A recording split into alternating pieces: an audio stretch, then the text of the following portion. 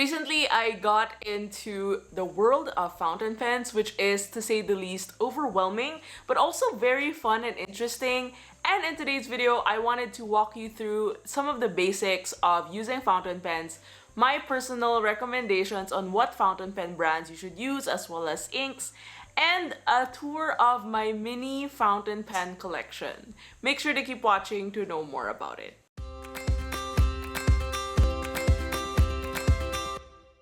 Hey guys, it's Abby and welcome back to my channel. If you're new here, hi, I'm Abby. I'm an artist and author, and today we are going to be talking about fountain pens. This is actually a video that was highly requested by my patrons, so I want to make a shout out to all my patrons for letting me make this video as well as helping me with ideas. I basically picked their brains and wrote like a really long post asking them what questions they would have for fountain pens, and I'm pretty sure you'll be asking the same questions as well. Now we'll be dividing the video into 3 parts, so if you want to skip to some parts, make sure to check the timestamps in the description for more information. If you want to know more about fountain pens or get into a deeper dive, I have an exclusive Patreon video on that, which is available for my patrons. Make sure to join our art club at patreon.com/abc, where you can suggest video ideas, have a chat in our very exclusive Fountain Pens and Tools Discord group,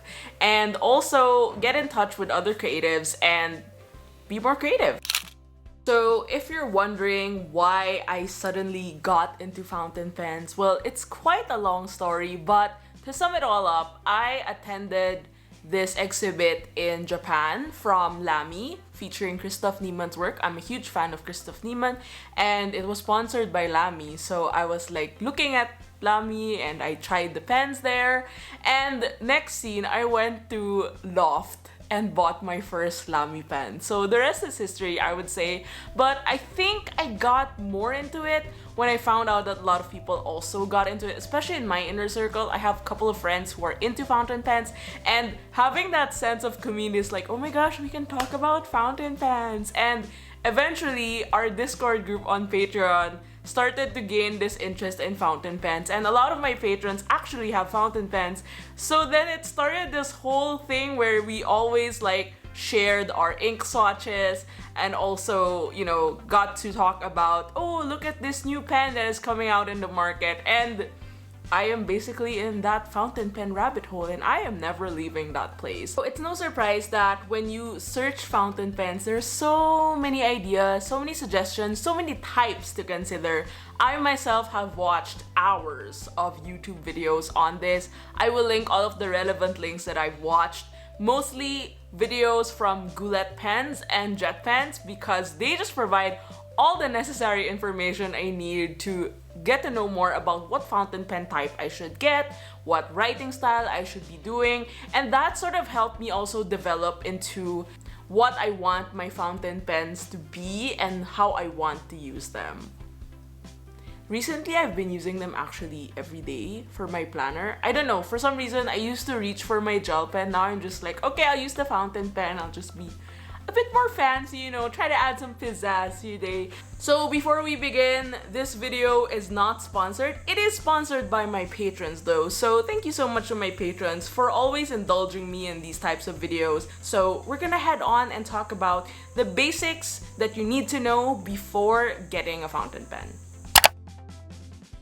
So first, let's start with cartridges and converters. So typically pens come with this cartridge where you just put it in and the ink is ready to go. But if you're particular with the inks that you want to use, you can use converters such as this, which load inks from different bottles and vials. So this is a pretty common one. This is the piston type of converter. This is from Lamy, and this one is a squeeze type, which is from Kaweco. For pens like TWSBI, they already have a built-in piston mechanism inside the pen, so you basically just dip the pen and load the ink. Now let's get on to how to refill your ink. So first things first, if you use a cartridge, you basically just put in the cartridge and make sure it's very sturdy. Seal it in and make sure your pen is also pointing down for the next few minutes just so the ink distributes well and it penetrates the nib part. If you're using a converter like this, it's also the same mechanism except you're going to use bottled ink or any ink sampler to put in your ink. And what I like to do is basically just put in the whole pen on the ink bottle and then twist and lift it up so that the ink comes in. Make sure to also wipe the nib because it can get a little bit messy from all the ink, and you are also good to go. That is pretty much how I like to refill my inks. It's very simple, very straightforward, and it definitely gets the job done. Make sure to seal it as well and put it upright. For 𝚘𝚣𝚗𝚣, it's basically the same mechanism except I don't dip the whole pen onto my ink bottle. I just take out the converter and use it to load and add it in and seal it, and it's good to go. So now let's talk about nib sizes. There are a lot of different nib sizes for fountain pens, and the usual ones on rotation for me are either extra fine, fine, or medium. My personal favorite would have to be fine, but this can also vary depending on the type of nibs that you own, like from Japanese pens or European pens, as well as the brand of the pen, because that easily influences how the nibs are and how fine or extra fine they are, basically. So here's an overview of the current nibs I own. Now let's talk about inks. There are pretty much a lot of different types of inks. This one is a water-based ink, meaning it is not waterproof, but it's a typical ink that you will use for fountain pens. Diamine is a common brand. The next one is a waterproof ink. This is something that can be used for sketching, so this is Rohrer and Klinger. And the last one is called a Sheen. This is actually a local brand called Vinta in San Dugo, and it basically has sheen. It's really fancy. So these are some of the common ink types that you'll encounter. Now let's talk about some of the papers I like using for my fountain pens. The first is a 𝚘𝚘𝚘𝚘 1970 notebook. The second one is a roll band, my favorite brand basically. And I also use it on Hobonichi, of course, for the Tomoe River paper. And lastly, I use the Strathmore legal pad for writing practice. Now, I know a lot of people are wondering about this, so I am sharing with you my pen collection, my tiny ink collection. Actually, everything is tiny. I don't want to go overboard with my collection, so it's like beginner-friendly collection, and also my personal preferences out of the bunch. So first up, let's meet my Lamy Safari family. This is a Lamy Safari EF in the color mango, very bright yellow. This one was my first ever fountain pen, Lamy Safari in white, also EF. And my latest purchase is a Lamy Safari F in Savannah Green, the 2021 edition. Next, let's take a look at my 𝚘𝚣𝚗𝚣 Sport family. They are a family of two. The first one is a coral color that I got in 2019 or 2020, I forgot, but this is in EF. And my latest one is a macchiato 𝚘𝚣𝚗 Skyline Sport in fine tip. Last in my family is a TWSBI Echo in medium nib. This is my first and only TWSBI. Now let's go to my inks. I don't have a lot of inks, but I try to pick ones that I really like. I do keep a lot of samplers and different bottles as well. So the most common question people ask me about fountain pens is, are they high maintenance?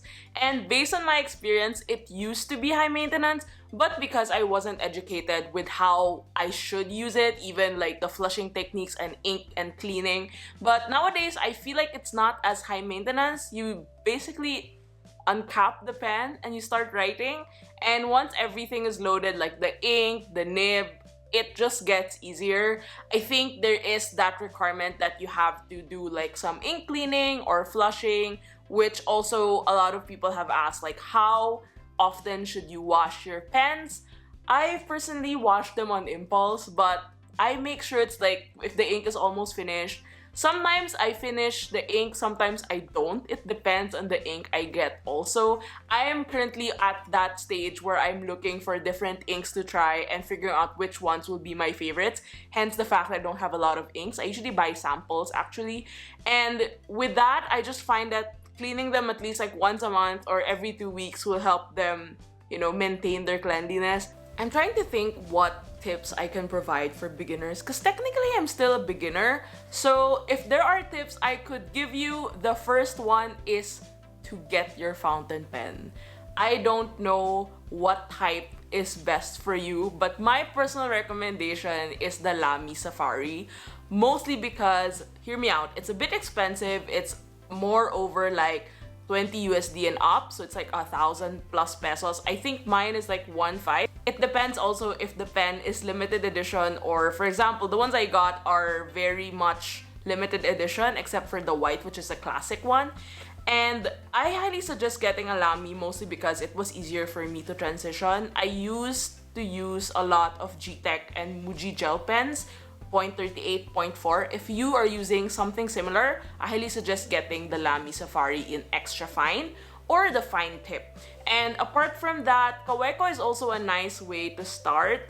I find Kaweco to be really portable and it's also tiny. So if you have tiny hands, it's great, but if you have big hands, you might not appreciate Kaweco. So there are a lot of factors definitely that need to be added in when you're making a purchase. First one would be your writing style. If you like to write thick letters or thick words or thin words, it depends on the nib size. The second one is the weight of the fountain pen.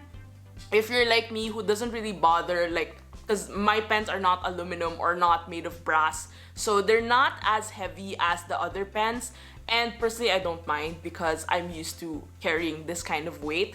I personally actually find that the TWSBI Echo M is a bit heavy because the body of the TWSBI is also a bit thicker than the Lamy and the Kaweco. So when I write, it kind of is a bit straining. So what I try to do is I remove the cap and then I start to write. And I'm using the TWSBI mostly now for my personal journaling, like word dump, morning, evening pages kind of thing. So I've been training my hand to get on with it. Also, what you will be using it for, I think it's important to know whether you're actually going to use it or you just want to collect it and look at it, you know? That's two things. And of course, if you're going to get a fountain pen, might as well use it because it's a bit pricey and it is an investment. Try to think about where you're going to use it. Do you use a Hobonichi for your journal or a Midori? Because if you do, then it'd be great to have a fountain pen because the paper is fountain pen friendly. But if you are using regular journals or regular paper, then I don't know if you should get a fountain pen. Also, one thing to note is if you're someone who wants to improve your handwriting, I highly suggest also getting a fountain pen, which leads us to the other tip, which is you don't have to write in cursive when you're writing with a fountain pen. I always thought that I had to be extra fancy. I write my penmanship cursive script all the time. I do have a set cursive script because it's something I learned in school and I was also a penmanship contest awardee, so I did know the ropes to that. But it doesn't mean that just because I own a fountain pen means that I have to write like that all the time. I also had this idea like, you know, I had to be like those like fancy writers with very, you know, literary themed script, and honestly, it's not really what is optimal in this case. If you're writing every day with a fountain pen, I don't think that is ideal. And it's also a matter of asking yourself, like, what makes you want to write with a fountain pen and what styles you can use with it. It's also a question of how can you sustain that kind of writing style. And you know, writing styles can vary from different font styles, and it's really up to you to make that decision. By the way, a last disclaimer before I end this video, I haven't tried the other pens that are more budget friendly, so eventually I might try that. Let me know if I should invest in these budget friendly pens so I can make a video about it. But right now, the price point of my pens start from 1,000 and up, so I think the most expensive one that I currently own is the TWSBI, which is I think 2,000 pesos. But everything else is like 1.5. That is like my base price, standard price, I would say. I don't really want to spend over 5,000. I'm not in that space yet. And honestly, I'm kind of terrified if I invest in something that and I might not like it. So I didn't want to go that route for now. And you'll notice that the pens I have are basically the same brands in different colors and different tips because it's just easier for me to, like, when I find something that I really like, for example, Lamy, I would get one in every color. Not every color, but you get the point. And so far, I'm happy with my collection. I don't want to upgrade or add anything else at the moment. So I hope this video gave you insights and ideas on fountain pens. Let me know in the comments below if you have any more questions and I'll be happy to answer them. As always, thank you so much for watching this video and supporting my channel. If you want to access the exclusive video on more of penmanship, ink swatches, and a bit of commentary on my usage habits, make sure to join our art club today at patreon.com/abbyc. Thank you always to my patrons for all the support. And thank you once again for watching this video. This has been Abby, and I'll see you around online, guys. Bye!